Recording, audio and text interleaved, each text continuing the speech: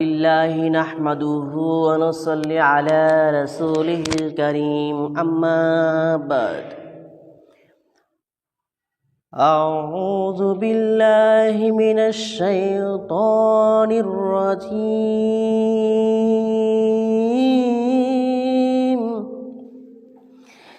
بسم الله الرحمن الرحيم إن الله وملائكته يصلون على النبي يا أيها الذين آمنوا صلوا عليه وسلموا تسليما اللهم صل على محمد وعلى آل محمد كما صليت على إبراهيم وعلى آل إبراهيم إنك حميد مجيد اللهم بارك على محمد وعلى آل محمد كما باركت على إبراهيم وعلى آل إبراهيم إنك حميد مجيد আলহামদুলিল্লাহ, সমস্ত প্রশংসা ও গুণগান ও তারিফ সেই মহান আল্লাহ সুবহানাহু ওয়া তাআলার জন্য, যিনি আমাদেরকে সুস্থ রেখেছেন এই পর্যন্ত। অগণিত মানুষের মধ্য থেকে পছন্দ করে, মোহাব্বত করে, ভালোবেসে আমাদেরকে ইসলাম বিষয়ে কিছু কথা শোনার জন্য তৌফিক এনায়েত করেছেন। এই জন্য শুকরিয়া জানাই আলহামদুলিল্লাহ। সবচাইতে বেশি যেটা গুরুত্বপূর্ণ সেটা হচ্ছে দেহের শ্বাস।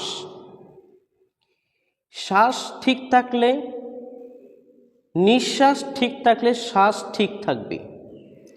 নিঃশ্বাস ঠিক থাকলে শ্বাস প্রশ্বাস ঠিক থাকবে। ফুসফুস ঠিক থাকলে দুটোটাই ঠিক থাকবে।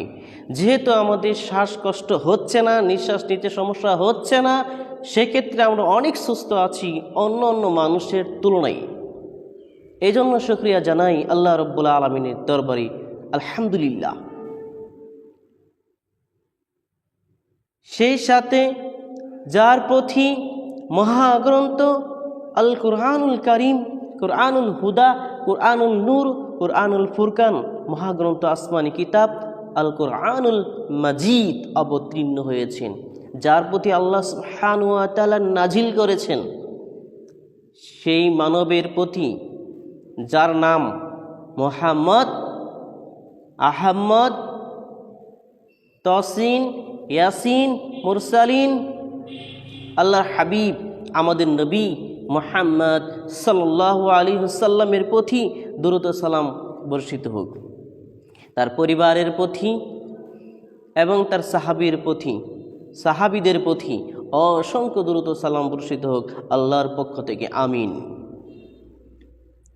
আজকে সংক্ষিপ্ত কিছু কথা বলবো। স্বল্প সময়ের ভিতরে কিছু তত্ত্ব বিষয়ে কথা বলবো।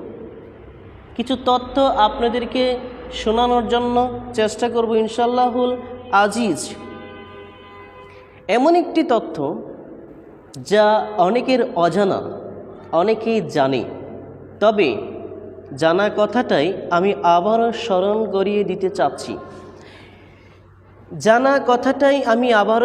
করিয়ে দিতে চাচ্ছি। বিষয়টা হচ্ছে লা ইলাহা ইল্লাল্লাহ, আল্লাহর তাওহীদ বিষয়ে। আল্লাহ রাব্বুল আলামিনের তাওহীদ নিয়ে একটি চূড়ান্ত কথা আপনাকে বলবো।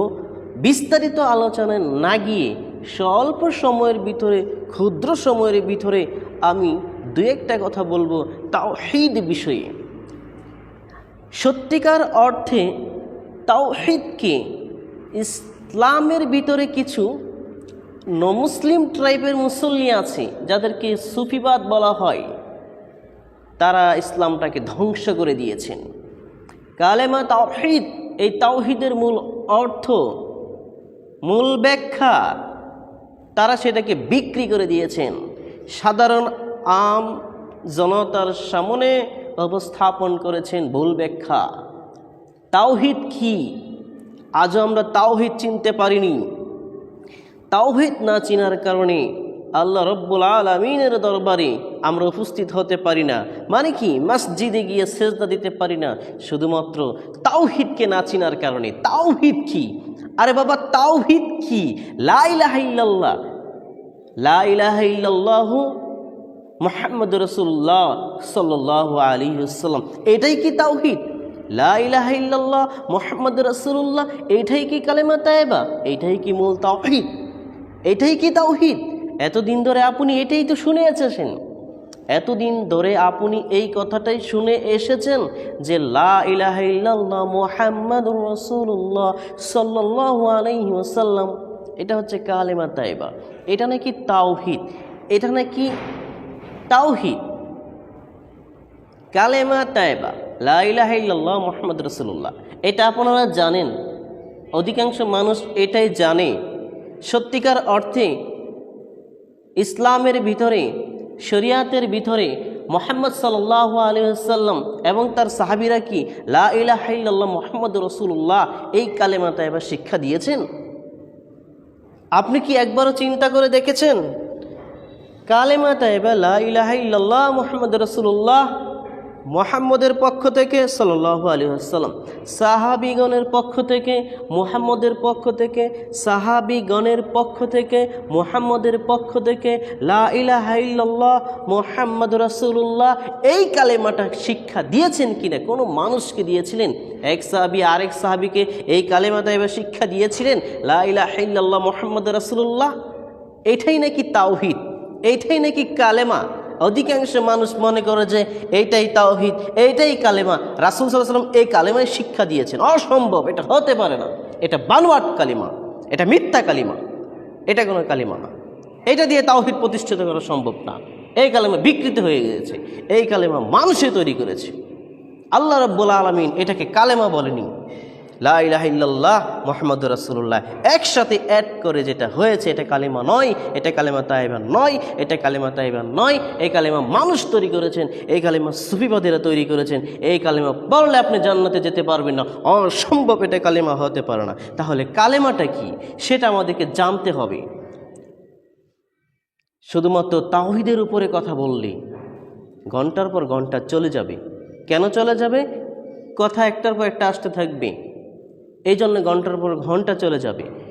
তবে শর্টকাট বিষয়টা হচ্ছে কালেমা তাইবা লা ইলাহা ইল্লাল্লাহ, এটা কি ইসলামের ভিতরে মুহাম্মদ এবং সাহাবীদের পক্ষ থেকে এসেছেন না আল্লাহ রাব্বুল আলামিন দিয়েছেন? এটা আমরা ক্লিয়ারভাবে জেনে, শুদ্ধ করে, সঠিক তথ্য জেনে, এক ইলার প্রতি ঈমান এনে দিন কায়েম করব, সালাত প্রতিষ্ঠিত করব, যাকাত প্রদান করব, ঠিক কি না?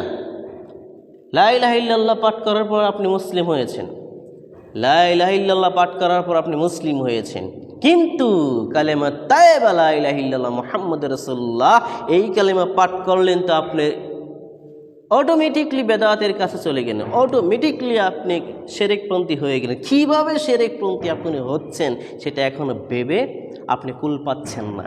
একটু শুনুন ধৈর্য সহকারে, আজকে ক্লিয়ার হয়ে যাবেন কালেমা কোনটা।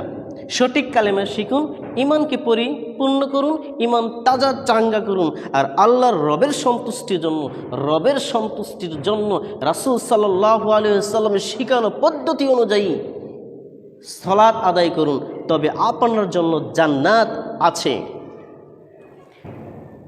সঠিক কালেমা যদি আপনি না শিখেন তাহলে আপনি সরাসরি শিরক করে ফেলবেন, অজান্তেই শিরক করে ফেলবেন, যার স্থান জাহান্নাম। আর যারা শিরক করবে তার স্থান কি জানেন? যারা শিরক করবে আল্লাহ তার জন্য জান্নাতকে হারাম করে দিবেন এবং তার স্থান হবে কি? জাহান্নাম। থাকার স্থান হবে জাহান্নাম, আর তার কোনো সাহায্যকারী থাকবে না। একথা আমি বলি না, একথা আল্লাহ রাব্বুল আলামিন পবিত্র কোরআনুল কারীমের ভিতরে বলেছেন।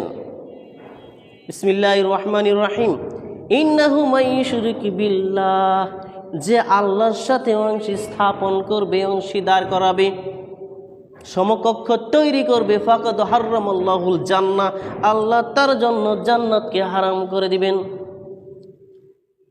ওমাওয়াহুন্নার, তার স্থান হবে জাহান্নাম, থাকার স্থান কি জাহান্নাম। ওমালি জালিমিনা মিন আনসার, আর তার কোনো জালেমদের কোনো সাহায্যকারী থাকবে না, এটা আল্লাহ বলেছেন।